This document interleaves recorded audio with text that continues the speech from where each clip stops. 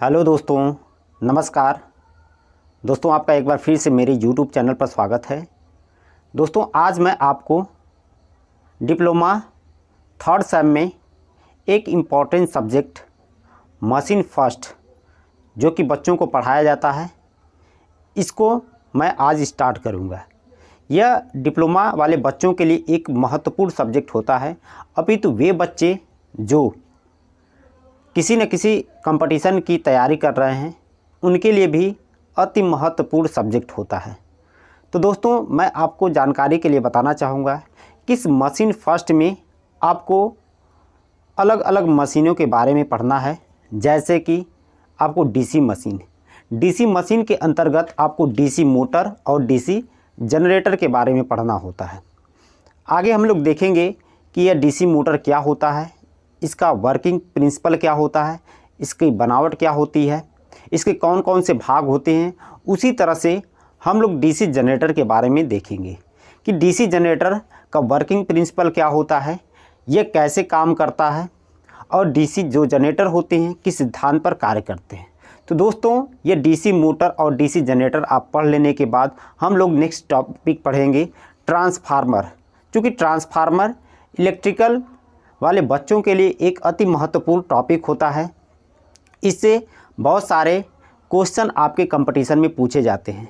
तो इसलिए हम लोग ट्रांसफार्मर पढ़ेंगे और उसको डिटेल से पढ़ेंगे। और इसके साथ साथ जो आपका नेक्स्ट चैप्टर होता है अल्टरनेटर, जिसको हम लोग एसी जनरेटर भी कहते हैं, इसके बारे में हम लोग देखेंगे। तो दोस्तों, जैसा कि आप देख रहे हैं कि मशीन फर्स्ट में आपको ये 4 चैप्टर जो कि दिए गए हैं। चैप्टर नंबर 1 में डीसी जनरेटर ये आपको पढ़ना है, दूसरा डीसी मोटर पढ़ना है, तीसरा आपका महत्वपूर्ण चैप्टर है ट्रांसफार्मर और नेक्स्ट आपका चैप्टर है अल्टरनेटर। तो ये 4 चैप्टर के बारे में आपको पढ़ना है। तो दोस्तों, आज मैं आपको डीसी जनरेटर और डीसी मोटर का जो बेसिक कॉन्सेप्ट होता है उसको मैं आज आपको बताऊंगा। तो आइए स्टार्ट करते हैं।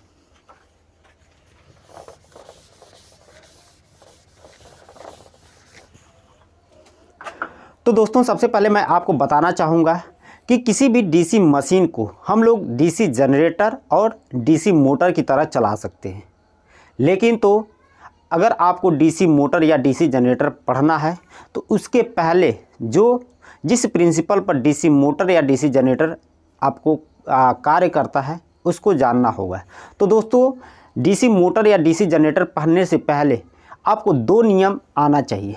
एक तो पहला नियम यह है फैराडे का नियम, यानी Faraday's law of electromagnetic induction, यानी फैराडे के विद्युत चुंबकीय प्रेरण का सिद्धांत। इसको आपको जानना है। तो दोस्तों, ये नियम क्या कहता है, सबसे पहले आप देखिए फैराडेज लॉ ऑफ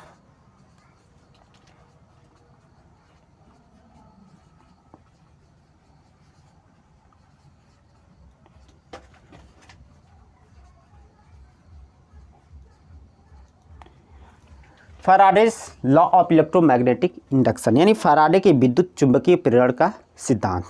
दोस्तों, ये फैराडे साहब एक वैज्ञानिक हुआ करते थे। इन्होंने अपना सिद्धांत दिया था डीसी जनरेटर के बारे में। इन्होंने 2 नियम दिया था, फैराडेज फर्स्ट लॉ और फैराडेज सेकेंड लॉ। थोड़ा सा मैं दोनों नियम के बारे में आपको बताना चाहूँगा और इसका एप्लीकेशन हम लोग कहाँ करते हैं ये भी चीज़ें मैं आपको डिटेल्स में बताऊंगा। तो दोस्तों, फैराडे साहब का पहला नियम जिसको हम लोग कहते हैं फैराडे फर्स्ट लॉ।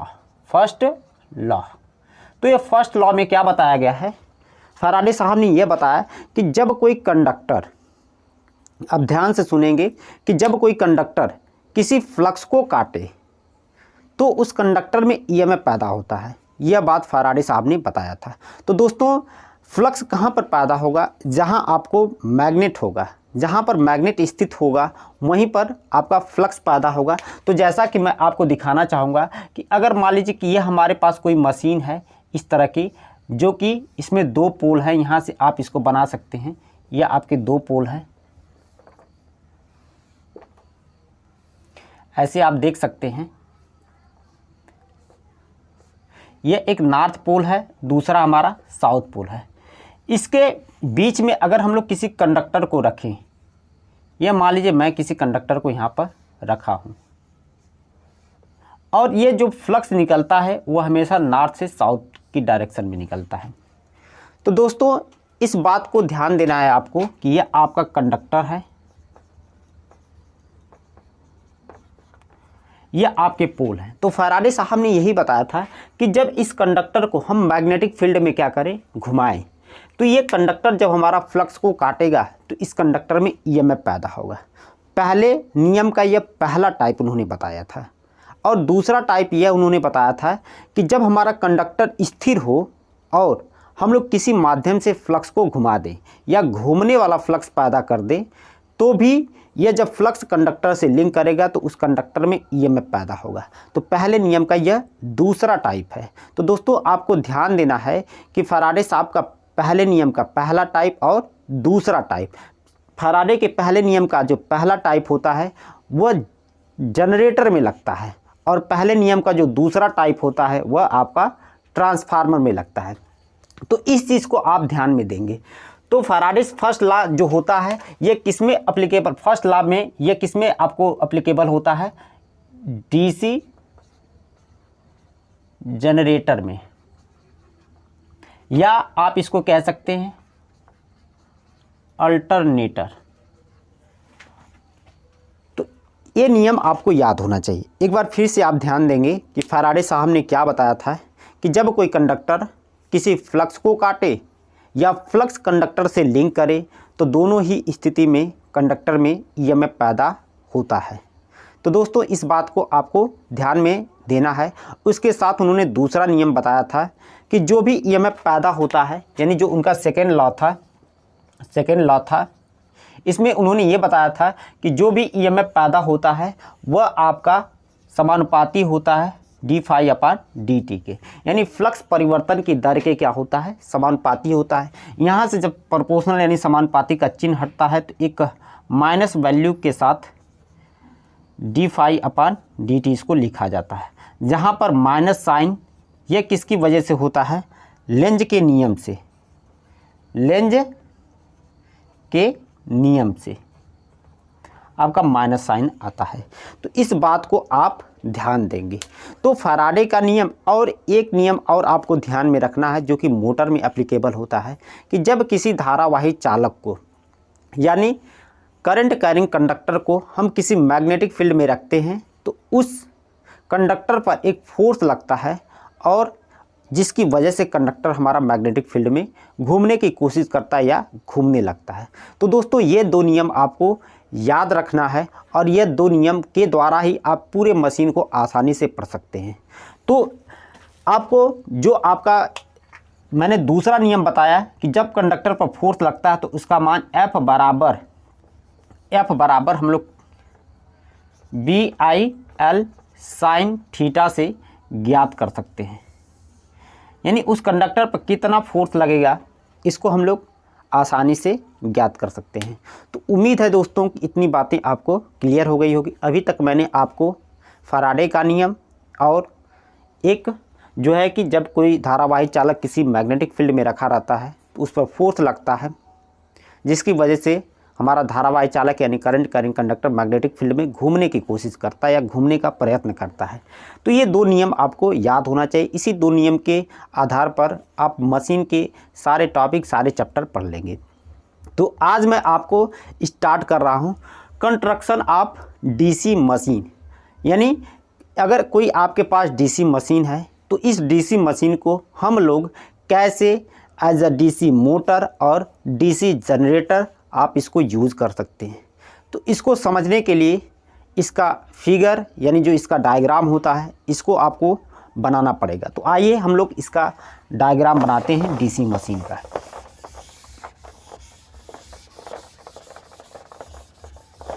तो दोस्तों मैं आपकी जानकारी के लिए बता दूं कि जो हमारी डीसी मशीन होती है इसके मुख्य रूप से दो भाग होते हैं। एक इसका स्टेटर होता है और दूसरा इसका रोटर होता है।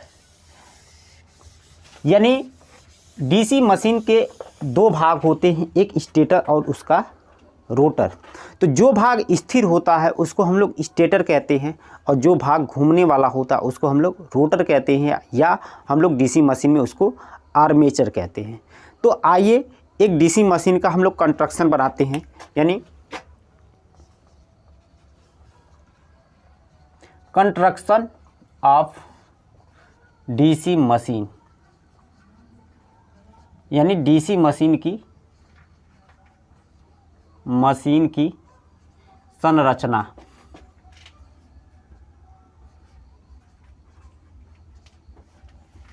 Construction of DC machine. तो दोस्तों डीसी मशीन में जैसे मैंने आपको बताया कि इसके दो भाग होते हैं। इसका पहला भाग इसका स्टेटर होता है। जैसे आप यहाँ पर बनाएंगे स्टेटर, इसके स्टेटर। अब स्टेटर में क्या होते हैं, स्लॉट्स कटे होते हैं, आपको यहाँ पर बनाना है। जैसे आप देख सकते हैं, आप यहाँ पर पोल बनाएंगे, या मैं आपको 4 पोल की एक मशीन बना रहा हूँ। ऐसे आपको भी बनाना है, बहुत आसान होता है इसको बनाना।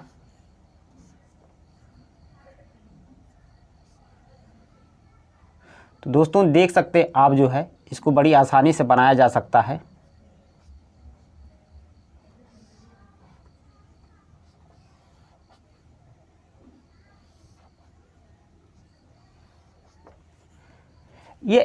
ये जो आपको संरचना दिख रही है इसको हम लोग क्या कहते हैं, स्टेटर कहते हैं। यह आपका स्टेटर है, या इसी को हम लोग आस्था भी कहते हैं, आस्था या योक भी कहते हैं। इसका ये नाम होता है, अलग अलग नामों से हम लोग इसको जानते हैं। तो दोस्तों स्टेटर के बारे में आपको कुछ बातें ध्यान में रखना होता है। सबसे पहली बात कि किसी भी मशीन का जो स्टेटर होता है वह मशीन को एक आवरण प्रदान करता है। यानी स्टेटर के जो काम होता है, यह सबसे पहला काम कि मशीन को यह आवरण प्रदान करता है। आवरण का मतलब क्या है कि एक बाहर से उसको कवर करता है, एक बाहर से स्टेटर के द्वारा मशीन को आकार मिलता है, एक संरचना मिलती है। दूसरा यह स्टेटर का काम होता है कि यह मशीन को बाहरी आघात से सुरक्षा प्रदान करता है। यानी मैकेनिकल इंजर्ड से क्या करता है, यह सुरक्षा प्रदान करता है। बाहर से इस मशीन पर, यानी डीसी मशीन जो है, इस पर कोई भी आंधी तूफान बरसा या बाहर से कोई मैकेनिकल इंजर्ड इस मशीन के ऊपर झटका आए तो इसको बड़ी आसानी से हमारा स्टेटर सहन कर पाता है, और उसके जो अंदरूनी भाग होते हैं वह से बचे रहते हैं। तो यह बाहरी आघात से सुरक्षा प्रदान करता है। इसको भी आप लिखेंगे, बाहरी आघात से सुरक्षा प्रदान करता है।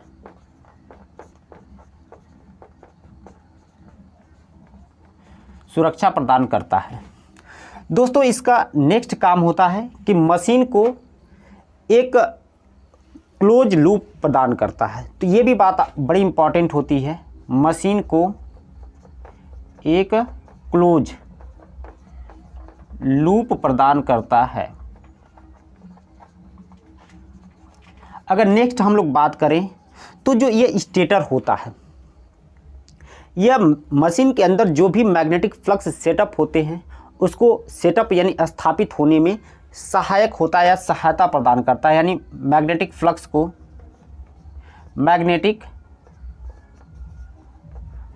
को सेटअप होने में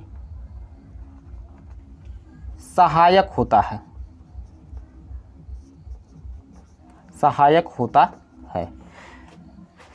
अगली बात अगर स्टेटर के बारे में बताएं तो स्टेटर पर पोल बने होते हैं, यानी जो मैग्नेटिक पोल होते हैं, चुंबकीय ध्रुव होते हैं, वह स्टेटर पर बने होते हैं। जैसे कि आपको यहाँ पर दिखाई दे रहा है, स्टेटर पर ये 4 पोल लगाए गए। तो ये भी बात आपको याद रखना है कि स्टेटर पर ही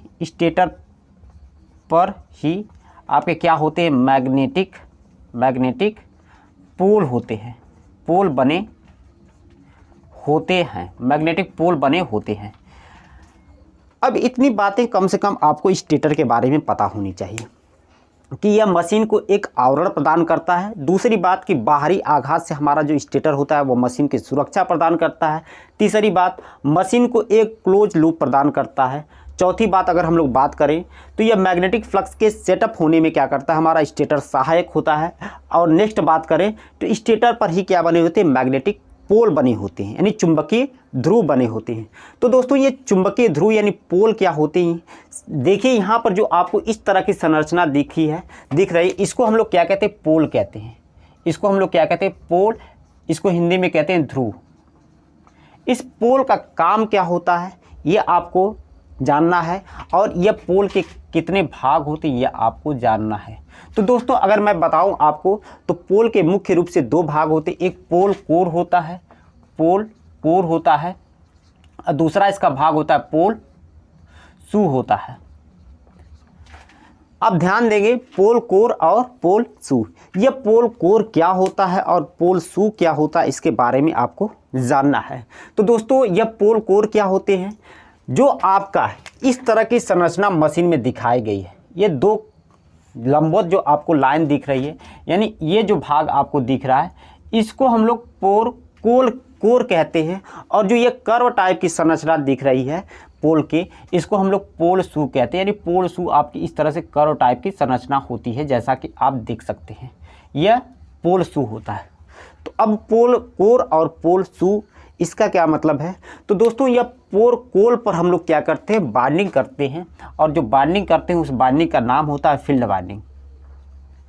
फील्ड बाइंडिंग, इस बात को आप ध्यान देंगे कि जो पोल कोर होते हैं इस पर हम लोग फील्ड बाइंडिंग करते हैं। और ये फील्ड बाइंडिंग को आप ध्यान देंगे कि ये फील्ड बाइंडिंग को हम लोग डीसी सप्लाई से कनेक्ट करते हैं। यानी फील्ड बाइंडिंग को डीसी सप्लाई से जोड़ना हम लोग क्या कहते हैं, एक्साइटेशन कहते हैं। यानी फील्ड बाइंडिंग को उत्तेजित करना, यानी उसको एक्साइट करना, यह हम लोग क्या करते हैं, उसको उत्तेजित करते हैं डीसी सप्लाई के द्वारा। तो इस बात को भी आप ध्यान देंगे। दूसरा इसका भाग है पोल शू। तो दोस्तों ये पोल शू जो होता है इसका मुख्य रूप से दो काम होता है। एक तो यह बाइंडिंग को आधार प्रदान करता है, बाइंडिंग हमारी नीचे गिर न पाए। यहाँ पर बाइंडिंग अगर आप करेंगे तो बाइंडिंग सड़क के नीचे न गिरे। एक तो पहला काम यह होता है कि बाइंडिंग को आधार प्रदान करता है, और दूसरा काम यह होता है कि मशीन के अंदर एक समान रूप से फ्लक्स को क्या करना, वितरित करना। यह पोल शू का हमारा क्या काम होता है। तो उम्मीद है दोस्तों कि यह पोल कोर और पोल शू क्या होते हैं यह आपको समझ में आया होगा। लेकिन तो थोड़ा सा यहाँ पर बात आई है फील्ड बाइंडिंग की। तो दोस्तों आपको मैं बताना चाहूँगा कि इस पोल कोर पर जो बाइंडिंग होती है दो तरीके से होती है। एक सीरीज फील्ड बाइंडिंग, दूसरा शंट फील्ड बाइंडिंग। इस बाइंडिंग को हम लोग कैसे करते हैं अभी थोड़ी देर में आपको समझ में आ जाएगा कि हम लोग कैसे फील्ड बाइंडिंग को करते हैं। तो यहाँ पर जैसे आप देख सकते हैं कि पोल कोर पर हम लोग जो बाइंडिंग करते हैं उसको फील्ड बाइंडिंग कहते हैं। और यहाँ से जो फ्लक्स निकलता है, फील्ड बाइंडिंग से जो फ्लक्स निकलता है या इस पोल से जो फ्लक्स निकलता है उसको हम लोग मेन फ्लक्स कहते हैं। तो आप ध्यान देंगे इस पोल से जो फ्लक्स हमारा निकलता है उसको हम लोग क्या कहते हैं, मेन फ्लक्स कहते हैं। इसको हम लोग फाइएम से डिनोट करते हैं। मेन फ्लक्स को हम लोग क्या करते हैं, फाइएम से डिनोट करते हैं। तो उम्मीद है दोस्तों कि इतना आपको समझ में आया होगा। तो अब आइए, जैसा कि मैंने बताया कि इस पोल पर हम लोग क्या करते हैं, फील्ड बाइंडिंग करते हैं।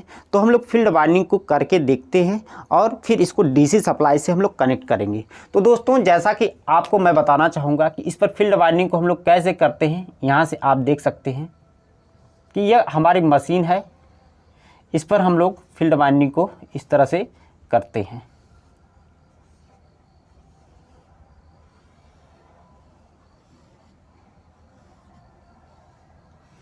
और इसको फिर हम लोग क्या करते हैं, डीसी सप्लाई से लगा देते हैं। तो ये हमारी फील्ड बाइंडिंग है। यहाँ से फ्लक्स निकल रहा है मशीन के अंदर, ऐसे फ्लक्स हमारे जाएंगे इस तरह से, इसको आप दिखा सकते हैं। तो उम्मीद है दोस्तों कि इतना आपको समझ में आया होगा। एक चीज़ और आपको जानकारी के लिए मैं बता दूं कि ये जो पोल होते हैं ये लैमिनेटेड होते हैं।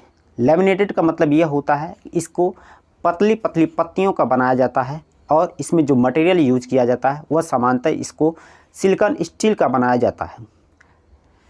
तो यह सिलिकॉन स्टील का बनाने से इसमें हिस्टेरिसिस लॉस कम होते हैं और इसको लेमिनेटेड करने से इस पोल में एडी करंट लॉस कम होते हैं। तो इस बातों को भी आप ध्यान में रखेंगे। तो दोस्तों इतनी बातें आपको समझ में आई होगी। फिर से मैं आपको एक बार बताना चाहूँगा कि हमारे मशीन का क्या है स्ट्रक्चर है। इसमें हम लोग यह भाग जो बाहरी वाले भाग होता है, बाहरी वाला भाग होता है, उसको स्टेटर या आस्था या योक कहते हैं। इस पर हमारे पोल बने होते हैं। जैसा कि ये मशीन आपको 4 पोल की दिखाई दे रही है, तो मशीन आपके 4 पोल की, 6 पोल की, 8 पोल की, 10 पोल की, इस तरह से जोड़े के रूप में हमारा इसमें पोलों की संख्या होती है। तो एक चीज़ मैं आपको बताना चाहूँगा कि पोल की संख्या मशीन में जितना कम होगी, किसी भी मशीन की स्पीड उतना अधिक होती है। यह कैसे होती हम लोग आगे देखेंगे। तो दोस्तों इतनी चीज़ें उम्मीद है कि आपको क्लियर हुई होगी। अब हम लोग इसका जो घूमने वाला भाग होता है, जिसको हम लोग आर्मेचर कहते हैं, या एसी अगर कोई मशीन है तो उसमें घूमने वाले भाग को हम लोग रोटर कहते हैं। तो डीसी मशीन में जो भाग घूमता है उसको हम लोग आर्मेचर कहते हैं। तो इतना मैं आपको रब करना चाहूँगा और आर्मेचर के बारे में आपको कुछ बातें बताना चाहूँगा।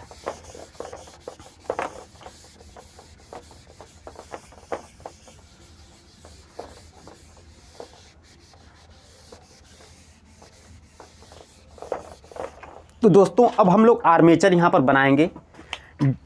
डीसी मशीन का ये जो आर्मेचर होता है कुछ इस तरह का होता है।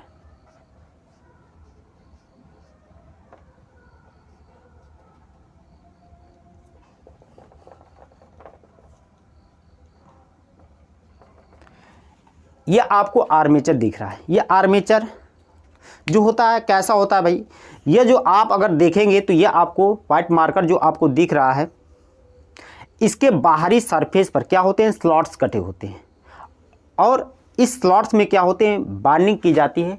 तो ये जो आपको भाग दिखाई दे रहे हैं, ये आर्मेचर में जो स्लॉट्स कटे होते हैं उसको बताया गया, और इसमें ये जो भाग है इसको आर्मेचर बाइंडिंग को दिखाया गया है। उसके बाद आर्मेचर्स जो होते हैं शाफ्ट पर लगाया होता है या शाफ्ट पर लगे होते हैं, और शाफ्ट पर ही हमारा क्या होता है, कम्यूटेटर लगा होता है। इन सब के बारे में हम लोग देखेंगे, कम्यूटेटर क्या होता है, ब्रश क्या होते हैं। तो आप बस ध्यान से सुनते जाइए। यहाँ पर कम्यूटेटर होता है, यानी ये कम्यूटेटर भाई क्या होता है, यह शाफ्ट पर लगा होता है और आर्मेचर के साथ हमारा घूमता है, यानी घूमने वाला भाग होता है। कम्यूटेटर का काम अगर मैं आपको बताऊं तो यह कम्यूटेटर एसी को डीसी में तथा डीसी को एसी में कन्वर्ट करता है। इसके बाद जो है इसके सबसे अंदर हम लोग मशीन के शाफ्ट को दिखा देंगे।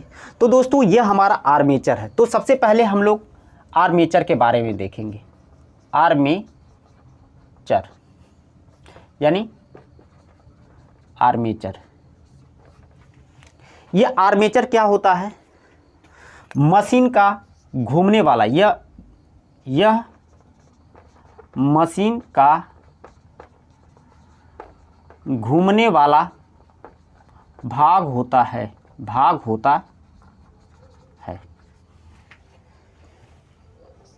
इसके परिधि पर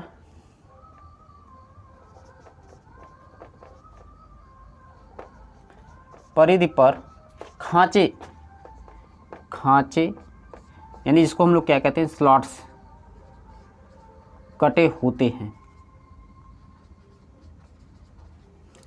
और इस खांचे में, इस स्लॉट्स में हम लोग जो बाइंडिंग करते हैं उसको आर्मेचर बाइंडिंग कहते हैं। यानी खांचों में की जाने वाली बाइंडिंग को हम लोग आर्मेचर बाइंडिंग कहते हैं। यानी खांचों में की जाने वाली बाइंडिंग को आर्मेचर बाइंडिंग कहते हैं। यह बातें आपको इतना ध्यान में देना है। अब दोस्तों यह हमारा आर्मेचर है। आर्मेचर में स्लॉट्स कटे होते, उसमें आर्मेचर बाइंडिंग होती है। तो अभी तक दोस्तों मैंने आपको क्या बताया, 2 तरह की बाइंडिंग के बारे में बता दिया, एक फील्ड बाइंडिंग और दूसरी आर्मेचर बाइंडिंग। तो दोस्तों ये फील्ड बाइंडिंग कहाँ की जाती है, एक जो पोल पर बाइंडिंग की जाती है उसको हम लोग फील्ड बाइंडिंग कहते हैं, और जो आर्मेचर में जो स्लॉट्स कटे होते हैं उसमें जो बाइंडिंग करते हैं उसको हम लोग आर्मेचर बाइंडिंग कहते हैं। तो इतनी चीज़ें आपको क्लियर होना चाहिए। इसके बाद ये जो आर्मेचर में जो बाइंडिंग होती है दोस्तों, यह दो तरह से होती है, एक लैप बाइंडिंग, दूसरा वेव बाइंडिंग। तो इसको भी आप थोड़ा जान जाइए कि जो आर्मेचर बाइंडिंग होती है, आर्मेचर जो बाइंडिंग होती है वह दो तरह की होती है। एक हमारी लैप बाइंडिंग, दूसरी हमारी होती है वेव बाइंडिंग। तो ये लैप बाइंडिंग और वेव बाइंडिंग, ये बाइंडिंग के कनेक्शन के हिसाब से हम लोग इसको लैप या वेव बाइंडिंग कहते हैं। तो दोस्तों ये लैप बाइंडिंग का प्रयोग हम लोग कहाँ करते हैं और वेव बाइंडिंग का प्रयोग हम लोग कहाँ करते हैं, तो आप ध्यान देंगे जहाँ पर अधिक करंट तथा कम वोल्टेज की आवश्यकता होती है वहाँ पर लैप बाइंडिंग का, और जहाँ पर कम करंट और अधिक वोल्टेज की आवश्यकता होती है वहाँ पर वेव बाइंडिंग का प्रयोग करते हैं। तो इस बात को लिखेंगे, जहाँ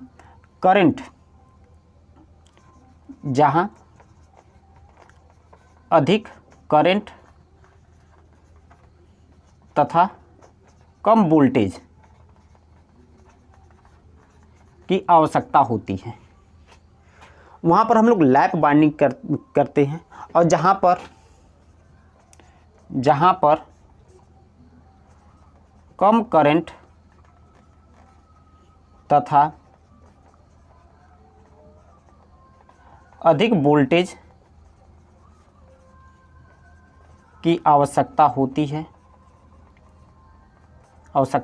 है वहाँ पर हम लोग वेव बाइंडिंग करते हैं। तो दोस्तों ये आप एक कंडीशन आप और ध्यान में रखेंगे कि लैप बाइंडिंग में ए बराबर क्या होता है, पी होता है, और वेव बाइंडिंग में ए बराबर हमेशा क्या होता है, 2 होता है। तो दोस्तों आपको ए क्या होता है और पी क्या होता है ये नहीं समझ में आया होगा। तो ये मैं आपको बताना चाहूँगा कि ये जो ए होता है इसको हम लोग कहते हैं नंबर्स ऑफ पैरेलल पाथ, यानी समांतर पथों की संख्या, और पी क्या होता है, नंबर्स ऑफ पोल। तो ये पैरेलल पाथ क्या होते हैं दोस्तों, जैसा आपको बताया गया है कि आर्मेचर के बाहरी परिधि पर स्लॉट्स कटे होते हैं, यानी खांचे कटे होते हैं। जैसे आप इसको एज्यूम कर लीजिए कि ये हमारा कोई आर्मेचर है और इसके बाहरी परिधि पर क्या है, स्लॉट्स कटे हैं। तो ये जो खांचे यानी जो स्लॉट्स होते हैं ये एक दूसरे के समांतर होते हैं और ये निश्चित संख्या में होते हैं। 10 स्लॉट्स, 12 स्लॉट्स, 15 स्लॉट, 12, 13 स्लॉट, इस तरह के संख्या में होते हैं। यानी जो उसके परिधि पर स्लॉट्स कटे होते हैं उसी को हम लोग क्या कहते हैं, नंबर था पैरेलल पाथ। यानी पैरेलल पाथ की संख्या कितने हैं, जितने स्लॉट्स होंगे उतना ही पैरेलल पाथ होंगे, जिसको हम लोग ए से प्रदर्शित करते हैं। और नंबर था पोल, यह पोल जैसे यहाँ पर 4 पोल है तो 4 पोल की मशीन है। तो आप ध्यान देंगे कि लैप वाइंडिंग में ए बराबर जो होता है हमारा पी होता है, यानी जो हमारे नंबर ऑफ पैरेलल पाथ होते हैं और नंबर ऑफ पोल के क्या होते हैं, बराबर होते हैं। वहीं पर वेव बाइंडिंग में ए बराबर हमारा 2 होता है। तो दोस्तों उम्मीद है कि इतना आपको समझ में आया होगा। तो अब आइए इसके आगे हम लोग बढ़ते हैं और देखते हैं कि डीसी मशीन जो होती हैं या आपको जो कंस्ट्रक्शन दिखाया गया है ये कैसे काम करती है। तो आइए हम लोग देखते हैं। तो दोस्तों आपकी जानकारी के लिए मैं बताना चाहूँगा कि अगर कोई डीसी मशीन है तो उसको डीसी मोटर और डीसी जनरेटर दोनों की तरह हम लोग ऑपरेट कर सकते हैं। इसके लिए आपको नियम याद होना चाहिए जो मैंने आपको स्टार्टिंग में बताया कि किसी भी मशीन को हम लोग डीसी मोटर की तरह या डीसी जनरेटर की तरह कैसे चला पाएंगे।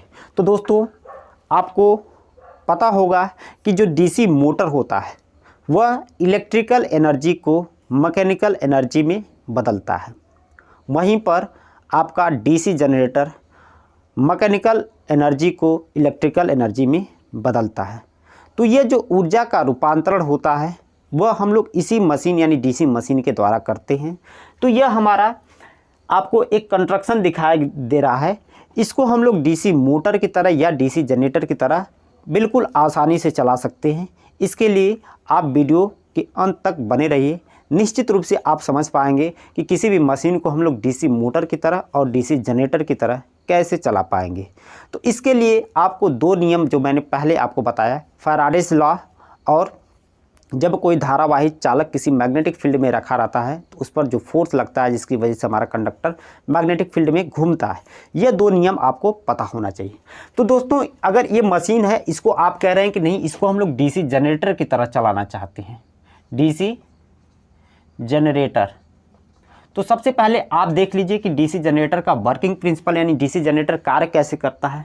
तो दोस्तों आप शादी विवाह में अपने घर के आसपास कोई जनरेटर देखे होंगे जिसको हम लोग घुमाते हैं, जनरेटर को जो हाथ से घुमाते हैं नहीं स्टार्ट करते हैं, और उसका इंजन जब स्टार्ट हो जाता है तो उसमें जो रोटेटिंग शाफ्ट होता है वह एक निश्चित गति से घूमने लगता है, और शाफ्ट पर ही हमारा क्या होता है, बाइंडिंग होती है, जो कि मैग्नेटिक फील्ड में वो बाइंडिंग घूमती है, और वो बाइंडिंग क्या करती है, फ्लक्स को काटती है, और उस बाइंडिंग में क्या होता है, हमारा ईएमएफ पैदा होता है।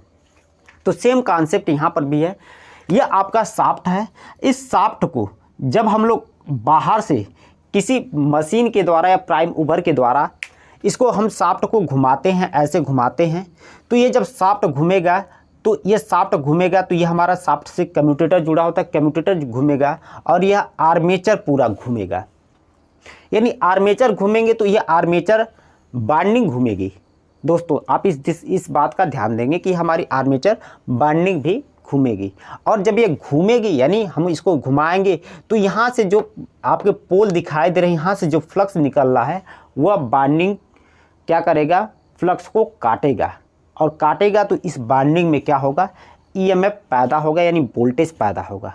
और यही बात फैराडे ने बताया था कि जब कोई कंडक्टर किसी फ्लक्स को काटेगा तो उसमें क्या होगा, ईएमएफ पैदा होगा।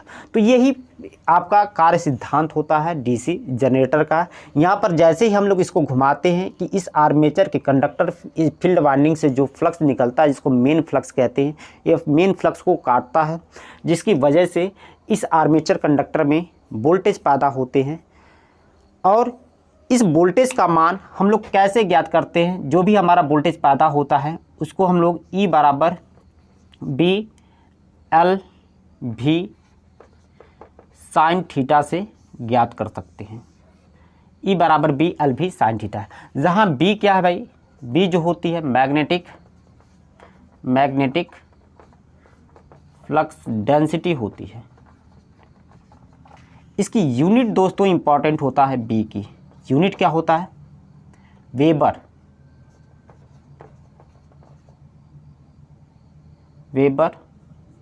पर मीटर स्क्वायर। यानी B बराबर हम लोग बात करें तो B बराबर होता है φ/A होता है। ये चीज़ आपको ध्यान में देना है। ये फाई की यूनिट वेबर होती है और एरिया को हम लोग मीटर स्क्वायर में मेजर करते हैं। इसकी एक और यूनिट होती है, या आप कह सकते हैं टेस्ला। ये दोनों ही यूनिट आपको याद होना चाहिए। किसके लिए, मैग्नेटिक फ्लक्स डेंसिटी यानी चुंबकीय फ्लक्स घनत्व, जो कि यहाँ पर B है। और L क्या है दोस्तों, यह जो L है यह लेंथ ऑफ कंडक्टर यानी चालक की जो लंबाई होती है उसको L से डिनोट करते हैं, और इसकी जो यूनिट होती है उसको हम लोग मीटर में लेते हैं। तो चालक को किस में लेते हैं, मीटर में। यह भी बात आप ध्यान में देंगे। और ये क्या है भी भाई, वेलोसिटी है। जिस स्पीड से आप चालक को घुमा रहे हैं इस मैग्नेटिक फील्ड में उसका वेग है, यानी वेलोसिटी है, यह वेलोसिटी है। और इसकी यूनिट क्या होती है भाई, मीटर पर सेकेंड होती है। तो ये भी दोस्तों आप ध्यान देंगे। और ये जो थीटा यहाँ पर है, थीटा को आप ध्यान देंगे कि ये जो हमारा फ्लक्स है और जो हमारे कंडक्टर है इसके बीच का एंगल होता है, यानी कंडक्टर और फ्लक्स के बीच का एंगल होता है, कंडक्टर और फ्लक्स के बीच का एंगल होता है। तो इतनी बातें आपको याद होनी चाहिए। अभी तक मैंने आपको ये बताया कि जब इस कंडक्टर को हम लोग किसी प्राइम मूवर के द्वारा, यानी जो आर्मेचर कंडक्टर है इसको प्राइम मूवर के द्वारा हम लोग मैग्नेटिक फील्ड में घुमाएंगे, तो ये कंडक्टर यहाँ से मेन पोल के द्वारा जो फ्लक्स निकलते हैं इस मेन फ्लक्स को काटेगा, तो इस कंडक्टर में ईएमएफ पैदा होगा। और इस ईएमएफ का मान कितना होगा उसको हम लोग E बराबर बी एल भी साइन थीटा से ज्ञात कर सकते हैं। जहाँ बी क्या होती है, मैग्नेटिक फ्लक्स डेंसिटी होती है, इसकी unit weber per metre square या टेस्ला होता है। बी बराबर क्या होता है, 5/A होता है, इसको भी आपको ध्यान में देना है। यानी मैग्नेटिक फ्लक्स डेंसिटी क्या होती है दोस्तों, कि यह जो होती एरिया और यह जो होता है फ्लक्स, यानी एकांक एरिया में जो फ्लक्स की मात्रा होती है उसको हम लोग फ्लक्स डेंसिटी कहते हैं, इसको भी आप जानते रहिए। उसके बाद एल क्या है, लेंथ ऑफ कंडक्टर, इसकी यूनिट मीटर में हम लोग लेते हैं। उसके बाद वी क्या है, वेलोसिटी है, इसकी यूनिट मीटर पर सेकंड होता है। और यह थीटा क्या होता है, कंडक्टर और फ्लक्स के बीच का एंगल होता है। इतनी चीज़ें आपको ध्यान देना है। एक चीज़ और यहीं से आप जान सकते हैं कि जो हमारा जो ये ईएमएफ पैदा हुआ, तो ईएमएफ की दिशा क्या होगी, किस दिशा में हमारा ईएमएफ पैदा होता है, यानी इसको हम लोग ज्ञात कैसे करते हैं। तो इसके लिए फ्लेमिंग साहब जो अपना नियम दिए थे, जिसको हम लोग फ्लेमिंग राइट हैंड रूल कहते हैं। तो जो ईएमएफ पैदा होता है कंडक्टर में, उसकी दिशा को हम लोग फ्लेमिंग राइट हैंड रूल के द्वारा ज्ञात कर सकते हैं। तो दोस्तों ये फ्लेमिंग राइट हैंड रूल क्या कहता है कि अपने राइट हैंड यानी दाहिने हाथ की 3 अंगुलियां, जैसा कि आप देख सकते हैं यहाँ पर, अपने दाहिने हाथ की 3 अंगुलियां को इस तरह से एक दूसरे के परपेंडिकुलर यानी लंबवत रखें। तो इसमें जो होता है, यह हमारा जो होता है, ये 3 अंगुलियाँ हैं, जिसमें यह हमारा जो होता है, जो अंगूठा होता है, और यह हमारे तर्जनी होती है, और यह क्या होता है, हमारा मध्यिका होता है, जिसमें हमारा ये अंगूठा होता है, यह चालक के घूमने यानी जो उसकी वेलोसिटी है उसको बताता है। यह मैग्नेटिक जो आपकी मैग्नेटिक फ्लक्स है उसकी दिशा को बताता है। और जो यह हमारा, जिसको हम लोग सेंटर फिंगर कहते हैं, सेंटर फिंगर हमारा जो हमारे कंडक्टर में ईएमएफ पैदा होता है उसकी दिशा को बताता है। तो ये बात भी आप ध्यान में रखेंगे कि जो भी हमारे चालक में ईएमएफ पैदा हुआ उसको हम लोग जो है फ्लेमिंग राइट हैंड रूल के द्वारा ज्ञात कर सकते हैं।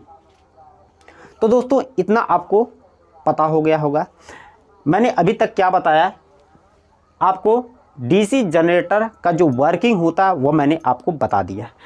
क्या वर्किंग होता है भाई, जो कोई जनरेटर है तो उसका काम क्या होता है, वोल्टेज को पैदा करना। हम लोग किसी भी जनरेटर से वोल्टेज को पैदा करना चाहते हैं। और एक चीज़ आप ध्यान देंगे कि जो अगर डीसी जनरेटर है तो उससे हम लोग डीसी वोल्टेज पैदा करते हैं।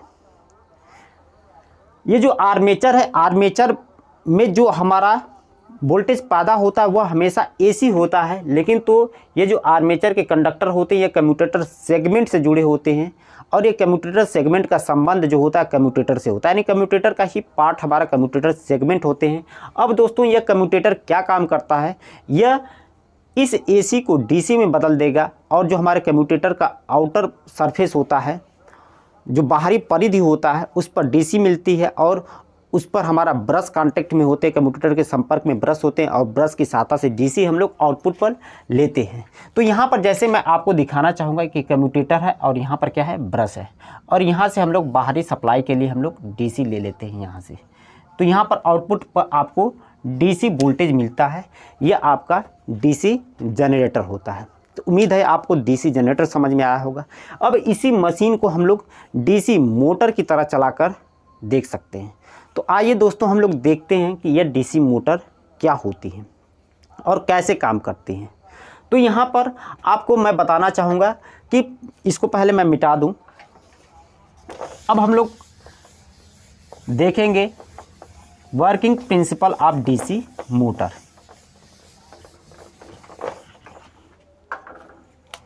यानी वर्किंग